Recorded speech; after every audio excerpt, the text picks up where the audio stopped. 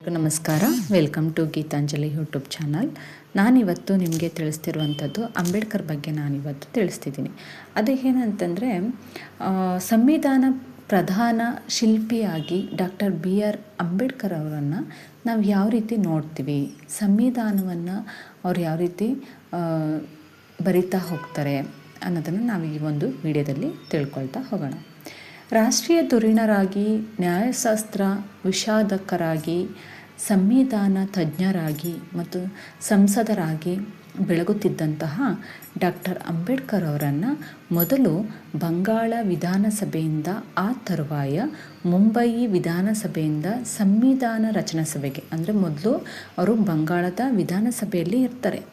ಅದಾದ ನಂತರ ಮುಂಬಯಿ ವಿಧಾನಸಭೆಯಿಂದ ಸಂವಿಧಾನ ರಚನಾ ಸಭೆಗೆ ಚುನಾಯಿಸಿದಾಗ ಅವರನ್ನು 1947 ಆಗಸ್ಟ್ 27 ಕರಡು ರಚನಾ ಸಮಿತಿಗೆ ನೇಮಕವನ್ನು ಅಂಬೇಡ್ಕರ್ ಅವರ ಮಾಡಲಾಗುತ್ತೆ. ಆಮೇಲೆ ಅಧ್ಯಕ್ಷರಾಗಿ ಅವರನ್ನು ನೇಮಿಸಲಾಗುತ್ತೆ. ಸದಸ್ಯತ್ವ ಮತ್ತು ಅಧ್ಯಕ್ಷ ಪದವಿ ಇವೆರಡೂ ಕೂಡ ಡಾಕ್ಟರ್ ಅಂಬೇಡ್ಕರ್ ಅವರಿಗೆ ಅಚ್ಚರಿಯ ಹಾಗೆಯೇ ಆನಂದದ ಸಂಗತಿಗಳಾಗಿದ್ದವು. ಈ ಕುರಿತು ತಮ್ಮ ಭಾವನೆಯನ್ನು ಸಭೆಯಲ್ಲಿ ಅವರು ನೀಡಿದ ಭಾಷಣದಲ್ಲಿ ಈ ರೀತಿ ವ್ಯಕ್ತಪಡಿಸ್ಕೊಳ್ತಾರೆ. ಏನಂದರೆ, ಸಂವಿಧಾನ ಸಭೆಗೆ ಬರುವಾಗ ಪರಿಶಿಷ್ಟ ಜಾತಿಗಳ ಹಿತರಕ್ಷಣೆಯ ಹೊರತಾಗಿ ಯಾವುದೇ ಆಸೆ ಆಕಾಂಕ್ಷೆಗಳನ್ನು ಅರಸಿ ಬಂದವನಲ್ಲ ನಾನು. ಆದರೆ ಇದಕ್ಕಿಂತ ಅಧಿಕ ಜವಾಬ್ದಾರಿಯುತ ಕಾರ್ಯಗಳನ್ನು ನಾನು ನಿರ್ವಹಿಸುವ ಹೊಣೆ ಹೊರುವ ಪ್ರಸಂಗ ಬರಬಹುದೆಂದು ನಾನು ಎಣಿಸಿರಲಿಲ್ಲ. ಆದ ಕಾರಣವೇ ನನ್ನನ್ನು ಕರಡು ರಚನಾ ಸಮಿತಿಗೆ ಆಹ್ವಾನಿಸಿದಾಗ ನನಗೆ ಅತ್ಯಂತ ಆಶ್ಚರ್ಯ ಉಂಟಾಯಿತು. ಕರಡು ರಚನಾ ಸಮಿತಿಯು ನನ್ನನ್ನು ಅಧ್ಯಕ್ಷನನ್ನಾಗಿ ಚುನಾಯಿಸಿದಾಗಲಂತೂ ಇನ್ನಷ್ಟು ಆಶ್ಚರ್ಯವಾಯಿತು ಅಂತ ಅಂಬೇಡ್ಕರ್ ಅವರು ಒಂದು ಕಡೆ ಹೇಳ್ಕೊಳ್ತಾ ಹೋಗ್ತಾರೆ. ಕರಡು ರಚನಾ ಸಮಿತಿಯಲ್ಲಿ ನನಗಿಂತಲೂ ಎಷ್ಟೋ ಪಟ್ಟು ಸಮರ್ಥರಾದವರು ಇದ್ದರು. ಆದರೆ ಡಾಕ್ಟರ್ ಅಂಬೇಡ್ಕರ್ ಅವರ ಅಧ್ಯಕ್ಷತೆಯಲ್ಲಿ ಸಭೆ ಸೇರಿದ ಕರಡು ರಚನಾ ಸಮಿತಿಯು 1947 ಆಗಸ್ಟ್ 30 ತನ್ನ ಮೊದಲ ಅಧಿವೇಶನವನ್ನು ಜರುಗುತ್ತೆ. ಡಾಕ್ಟರ್ ಅಂಬೇಡ್ಕರ್ ಅವರು ಮತ್ತು ಅವರ ತಜ್ಞರ ತಂಡವು ಒಟ್ಟು 141 ದಿವಸ ಅಧಿವೇಶನವನ್ನು ನಡೆಸುತ್ತೆ. ಸಂವಿಧಾನದ ಕರಡನ್ನು ರೂಪಿಸಿದ ನಂತರ ಈ ಅಧಿವೇಶನಗಳ ಪೈಕಿ ಅಧಿಕಾಂಶ ಅಧಿವೇಶನಗಳಲ್ಲಿ ಡಾಕ್ಟರ್ ಅಂಬೇಡ್ಕರ್ ಅವರು ಜಂಟಿಯಾಗಿಯೇ ಕೆಲಸ ಮಾಡಬೇಕಾಗಿತ್ತು. ಏಕೆಂದರೆ ಡಾಕ್ಟರ್ ಅಂಬೇಡ್ಕರ್ ಅವರು ಅರ್ಥಶಾಸ್ತ್ರ ಪ್ರವೀಣರು, ಕಾನೂನು ಪಂಡಿತರು, ಹಾಗೆಯೇ ಸಮಾಜಶಾಸ್ತ್ರಜ್ಞರು ಕೂಡ. ಹೀಗಾಗಿ ಸಂವಿಧಾನ ಎಂದರೆ ಕಾನೂನು ದಸ್ತಾವೇಜು ಮಾತ್ರವಲ್ಲದೆ ಕೋಟ್ಯಾಂತರ ಜನರ ಆಶೋತ್ತರಗಳನ್ನು, ಕಷ್ಟ ಕಾರ್ಪಣ್ಯಗಳನ್ನು ಗಮನಿಸಿ ಅವರ ಒತ್ತಾಸೆಗಳನ್ನು, ಅಗತ್ಯಗಳನ್ನು ಪ್ರತಿಬಿಂಬಿಸತಕ್ಕ ಸಾಮಾಜಿಕ ಹಾಗೂ ಆರ್ಥಿಕ ದಾಖಲೆ ವಿಶೇಷ ಎಂದು ಅವರು ಚೆನ್ನಾಗಿ ಅರಿತವರಾಗಿದ್ದರು. ಹಾಗಾಗಿ ಅವರು ಪ್ರಜಾತಂತ್ರದ ಉತ್ಕಟ ಅಭಿಮಾನಿಗಳಾಗಿದ್ದರಿಂದ ಭಾರತ ಗಣರಾಜ್ಯಕ್ಕೆ ಒಂದು ಸಂಸದೀಯ ಸ್ವರೂಪದ ಸಂವಿಧಾನವನ್ನು ರೂಪಿಸುವಲ್ಲಿ ತಮ್ಮ ಪ್ರಭಾವವನ್ನು ಅಂಬೇಡ್ಕರ್ ಅವರು ಬೀರ್ತಾರೆ. ಅವರೊಬ್ಬರನ್ನೇ ಸಂವಿಧಾನದ ಮುಖ್ಯ ಶಿಲ್ಪಿ ಎಂದು ಕರೆಯಬೇಕು ಎಂಬ ಬಗ್ಗೆ ಶ್ರೀ ಟಿ ಕೃಷ್ಣಮಾಚಾರಿ ಕೆಳಕಂಡಂತೆ ವಿವರಣೆಯನ್ನು ನೀಡ್ತಾರೆ. ಆದರೆ ಸದನಕ್ಕೆ ಗೊತ್ತಿರುವಂತೆ ತಾವು ನಾಮಕರಣ ಮಾಡಿದ್ದ 7 ಸದಸ್ಯರ ಪೈಕಿ ಒಬ್ಬರು ರಾಜೀನಾಮೆ ಸಲ್ಲಿಸ್ತಾರೆ. ಅವರ ಸ್ಥಾನದಲ್ಲಿ ಇನ್ನೊಬ್ಬರನ್ನು ನೇಮಿಸಲಾಗುತ್ತೆ. ಒಬ್ಬರು ತೀರಿಕೊಳ್ತಾರೆ. ಆದರೆ ಅವರ ಸ್ಥಳದಲ್ಲಿ ಯಾರನ್ನೂ ನೇಮಿಸಲಿಲ್ಲ. ಒಬ್ಬರು ದೂರದ ಅಮೇರಿಕದಲ್ಲಿರ್ತಾರೆ. ಅವರು ತೆರವುಗೊಳಿಸಿದ ಸ್ಥಾನವನ್ನು ಸಹ ತುಂಬಲಿಲ್ಲ. ಇನ್ನೊಬ್ಬರು ರಾಜ್ಯದ ವ್ಯವಹಾರಗಳಲ್ಲಿ ತೊಡಗಿರ್ತಾರೆ. ಹಾಗೆ ಆ ಸ್ಥಾನವನ್ನು ಕೂಡ ತೆರವಾಗಿತ್ತು. ಒಬ್ಬೊಬ್ಬರು ದಿಲ್ಲಿಯಿಂದ ದೂರದ ಸ್ಥಳಗಳಿಗೆ ವಾಸ ಮಾಡುತ್ತಿದ್ದರು. ಅನಾರೋಗ್ಯದ ಕಾರಣಕ್ಕಾಗಿಯೇ ಅವರಿಗೆ ಸಭೆಗಳಿಗೆ ಹಾಜರಾಗುವುದು ಸಾಧ್ಯವಾಗಲಿಲ್ಲ. ಹಾಗಾಗಿ ಅಖೈರಿನಲ್ಲಿ ಸಂವಿಧಾನದ ಕರಡು ತಯಾರಿಸುವ ಗುರುತರ ಹೊಣೆಯನ್ನು ಡಾಕ್ಟರ್ ಅಂಬೇಡ್ಕರ್ ಒಬ್ಬರೇ ಅನಿವಾರ್ಯವಾಗಿ ವಹಿಸಿಕೊಳ್ಬೇಕಾಗತ್ತೆ. ಈ ಮಹತ್ ಕಾರ್ಯವನ್ನು ನಿಸ್ಸಂದೇಹವಾಗಿಯೂ ಪ್ರಶಂಸಾರ್ಹ ರೀತಿಯಲ್ಲಿ ಪೂರೈಸಿದ್ದಕ್ಕಾಗಿ ನಾವೆಲ್ಲರೂ ಕೂಡ ಡಾಕ್ಟರ್ ಅಂಬೇಡ್ಕರ್ ಅವರಿಗೆ ಕೃತಜ್ಞರಾಗಿರಬೇಕೆಂದು ಬಗ್ಗೆ ಸಂದೇಹಕ್ಕೆ ಎಡೆಯಿಲ್ಲದೆ ಎಂಬುದು ನನ್ನ ಅನಿಸಿಕೆ ಅನ್ನೋದನ್ನು ಅಲ್ಲಿರುವಂತಹ ಸಭೆಯಲ್ಲಿರುವಂಥವರು ಮಾತಾಡ್ತಾರೆ. ಹೀಗಾಗಿ ಸಂವಿಧಾನ ಕರಡು ರಚನಾ ಸಮಿತಿಯು ರೂಪಿಸಿದ ಸಂವಿಧಾನದ ಕರಡನ್ನು ಡಾಕ್ಟರ್ ಅಂಬೇಡ್ಕರ್ ಅವರು 1948 ನವೆಂಬರ್ 4ನೇ ತಾರೀಕು ಸಂವಿಧಾನದ ಸಭೆಯಲ್ಲಿ ಮಂಡಿಸಿರ್ತಾರೆ. ಈ ತರುವಾಯ ಕರಡು ಸಂವಿಧಾನದ ಮುಖ್ಯ ಅಂಶಗಳ ಮೇಲೆ ಬೆಳಕು ಚೆಲ್ಲುತ್ತಾ ಸ್ಪಷ್ಟವಾದ ಸವಿಸ್ತಾರವಾದ ಭಾಷಣವನ್ನು ಮಾಡ್ತಾರೆ.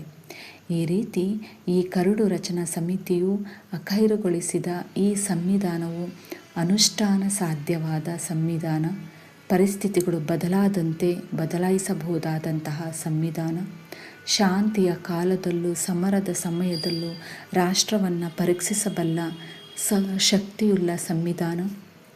ಹಾಗೆ ಹೊಸ ಸಂವಿಧಾನದ ಅಡಿಯಲ್ಲಿ ಏನಾದರೂ ಕೇಡು ಒದಗಿದರೆ ಅದಕ್ಕೆ ಈ ಸಂವಿಧಾನವು ಕಾರಣ ಎಂದು ಹೇಳುವಂತಿಲ್ಲ. ನಮ್ಮಲ್ಲೇ ಇರುವ ಯಾವುದೇ ಒಂದು ದೋಷದ ಕಾರಣ ಎಂದು ಹೇಳಬಹುದು. ಇದು ನನ್ನ ಅನಿಸಿಕೆ ಅನ್ನೋದನ್ನು ಹೇಳ್ತಾರೆ. ಹೀಗೆ ಸದಸ್ಯರೆಲ್ಲರೂ ಒಬ್ಬರ ಆನಂತರ ಒಬ್ಬರಾಗಿ ಅಧ್ಯಕ್ಷ ಭಾಷಣವಾಗಿ ಅಧ್ಯಕ್ಷ ಡಾಕ್ಟರ್ ಅಂಬೇಡ್ಕರ್ ಅವರನ್ನು ಕರಡು ರಚನಾ ಸಮಿತಿಯ ಸದಸ್ಯರನ್ನು ಅವರೆಲ್ಲರೂ ಪೂರೈಸಿದ ಮಹತ್ ಕಾರ್ಯದ ನಿಮಿತ್ತ ಪ್ರಶಂಸಿಸ್ತಾ ಹೋಗ್ತಾರೆ. ತಮ್ಮ ಮೆಚ್ಚುಗೆಯನ್ನು ದಾಖಲಿಸುತ್ತಾರೆ. ಮುಖ್ಯವಾಗಿ ಡಾಕ್ಟರ್ ಅಂಬೇಡ್ಕರ್ ಅವರು ಸಂವಿಧಾನವನ್ನು ಪರಿಚಯಿಸುತ್ತಾ ನೀಡಿದ ಪ್ರಾಸ್ತಾವಿಕ ಭಾಷಣದ ವೈಖರಿಗೆ ಮನಸೋತ ಸಕಲರು ತಮ್ಮ ಅಮಿತಾನಂದವನ್ನು ವ್ಯಕ್ತಗೊಳಿಸ್ತಾರೆ. ಹೀಗೆ ಸಂವಿಧಾನ ಸಮಿತಿಯ ಸಭೆಗಳು ವರ್ಷದುದ್ದಕ್ಕೂ ನಡೆಯುತ್ತವೆ. ಅಂಬೇಡ್ಕರ್ ಅವರು ಚರ್ಚೆಗಳ ಪ್ರತಿ ಹಂತದಲ್ಲೂ ಸಕ್ರಿಯವಾಗಿ ಪಾಲ್ಗೊಳ್ಳುತ್ತಿದ್ದರು. ಚರ್ಚಾ ಅವಧಿಯಲ್ಲಿ ತಿದ್ದುಪಡಿಗಳನ್ನು ಸೂಚಿಸಲಾಗುತ್ತಿತ್ತು, ವಿಚಾರ ವಿಮರ್ಶೆ ನಡೆಯುತ್ತಿತ್ತು.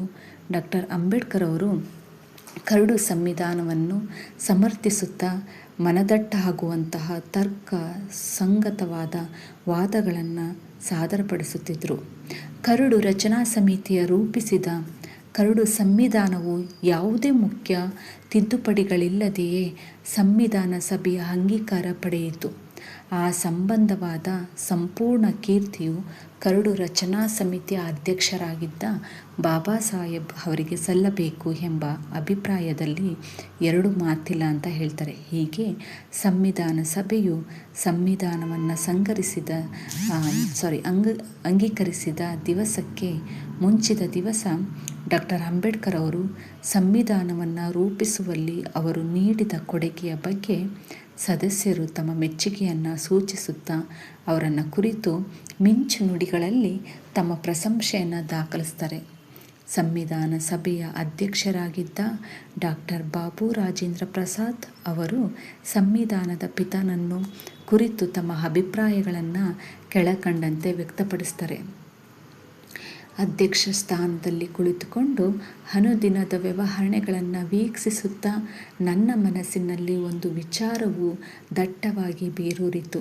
ಕರಡು ರಚನಾ ಸಮಿತಿಯ ಸದಸ್ಯರು, ಮುಖ್ಯವಾಗಿ ಅಧ್ಯಕ್ಷರಾದ ಡಾಕ್ಟರ್ ಅಂಬೇಡ್ಕರ್, ತಮ್ಮ ಆರೋಗ್ಯವು ಅಷ್ಟೊಂದು ತೃಪ್ತಿಕರವಾಗಿಲ್ಲದಿದ್ದರೂ ಯಾವ ಉತ್ಸಾಹದಿಂದ ಯಾವ ನಿಷ್ಠೆಯಿಂದ ಕೆಲಸ ಮಾಡಿದರೋ ಆ ರೀತಿ ಇನ್ಯಾರು ಮಾಡುವುದು ಸಾಧ್ಯವಿರಲಿಲ್ಲ. ಡಾಕ್ಟರ್ ಅಂಬೇಡ್ಕರ್ ಅವರನ್ನು ಕರೆದು ರಚನಾ ಸಮಿತಿಯ ಸದಸ್ಯರನ್ನಾಗಿ ಮತ್ತು ಆ ತರುವಾಯ ಅಧ್ಯಕ್ಷರನ್ನಾಗಿ ನಾವು ನೇಮಿಸುವಲ್ಲಿ ಕೈಗೊಂಡ ನಿರ್ಣಯವು ಯಥೋಚಿತವೂ ಫಲಪ್ರದವೂ ಆಯಿತೆಂದು ನನಗನಿಸುತ್ತದೆ. ಡಾಕ್ಟರ್ ಅಂಬೇಡ್ಕರ್ ಅವರು ನಮ್ಮ ಆಯ್ಕೆಗೆ ಶೋಭೆ ತರುವಂತಹ, ಗೌರವ ಬರುವಂತೆ ತಮಗೆ ಒಪ್ಪಿಸಿದ ಕಾರ್ಯವನ್ನು ಸಮರ್ಥವಾಗಿ ನಿರ್ವಹಿಸಿದ್ದಾರೆ. ಮಾತ್ರವಲ್ಲದೆ ತಮ್ಮ ಸಾಧನೆಯ ಬೆಳಗುವಂತೆಯೂ ಮಾಡಿದ್ದಾರೆ. ಸಂವಿಧಾನದ ಕರಡನ್ನು ರೂಪಿಸುವ ಮತ್ತು ಅಖೈರಾಗಿ ತೀರ್ಣಗೊಳ್ಳುವ ತನಕ ಅದನ್ನು ಮುನ್ನಡೆಸಿಕೊಂಡು ಹೋಗುವ ಪ್ರಚಂಡ ಕಾರ್ಯದಲ್ಲಿ ಡಾಕ್ಟರ್ ಅಂಬೇಡ್ಕರ್ ಅವರು ವಹಿಸಿರುವ ಪಾತ್ರವನ್ನು ಪ್ರಶಂಸಿಸುತ್ತಾ ಕರಡು ರಚನಾ ಸಮಿತಿಯ ಇನ್ನೋರ್ವ ಸದಸ್ಯರಾಗಿದ್ದ ಡಾಕ್ಟರ್ ಪಟ್ಟಾಭಿ ಸೀತಾರಾಮಯ್ಯ ಅವರು ಇಂದು ನುಡಿದಿದ್ದಾರೆ. ಈ ಒಂದು ಮಹಾನ್ ಕಾರ್ಯಕ್ಕೆ ಅವರು ತಮ್ಮ ಪ್ರಚಂಡ ಬುದ್ಧಿ ಸಾಮರ್ಥ್ಯದ ಬೆಂಬಲವನ್ನು ಕೊಟ್ಟರು.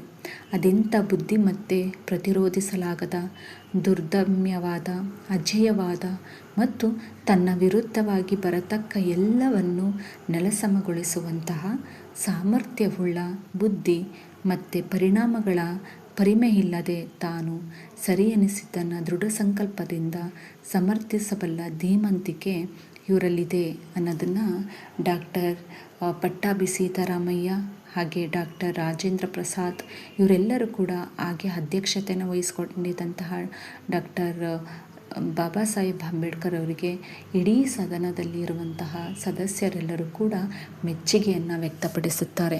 ಹಾಗಾಗಿ ನಮ್ಮ ಭಾರತದ ಸಂವಿಧಾನ ಪ್ರಜಾಪ್ರಭುತ್ವಕ್ಕೆ ಸಂಬಂಧಪಟ್ಟಂಗೆ ನಾವು ನೋಡ್ಬೋದು.